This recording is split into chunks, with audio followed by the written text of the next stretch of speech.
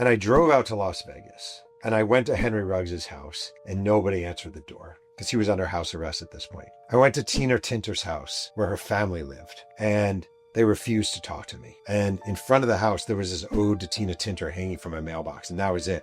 And when I tried calling our friends, they said what a lot of people say to journalists: you, you're a leech, go away. What are you doing? How dare you write this? Blah, blah, blah. And I actually called my wife and I was like, I don't know. Maybe this isn't a story. And she's like, you always find a story. She actually said that to me. She's like, you always find a story. You're just going to give up. You always find a story. And I started doing some research and I found this one name that was mentioned in the news report one time. And there was a witness to the cars colliding and his name was Tony Rodriguez. And it only said a man named Tony Rodriguez saw this happen and he was witness to it and blah, blah, blah. And that was it. And I was like, all right, I need to find Tony Rodriguez. And I did a search for every Tony Rodriguez in Las Vegas. And I had all these numbers listed and I kept calling and it would be wrong Tony Rodriguez, wrong Tony Rodriguez, number out of order, wrong Tony Rodriguez. And I called this one number and a woman answered. And I was like, hey, I don't know if I have the right number, but I'm trying to reach Tony Rodriguez who witnessed this crash involving a football player. And the woman goes, oh, that's my brother. And I was like, oh, I would love to talk to him. My name is Jeff Pearlman. I'm writing for Sports Illustrated. And she's like, okay, well, give me your number and I'll see if he wants to talk to you. And a few moments later, I got this call on my cell from a number I don't recognize. And I go, hello. And he's like, hey, this is Tony. Were you trying to reach me? And I'm like, Tony Rodriguez? And he's like, yeah. And I'm like, did you witness the crash? And he's like, oh yeah, I was there. I was like, I'm doing this story for Sports Illustrated. Is there any chance you would consider talking to me? And he's like, yeah, sure, man. I'll talk to you. He said, let's meet at the Starbucks tomorrow. And I was like, okay. And I showed up at the Starbucks tomorrow and my life was changed.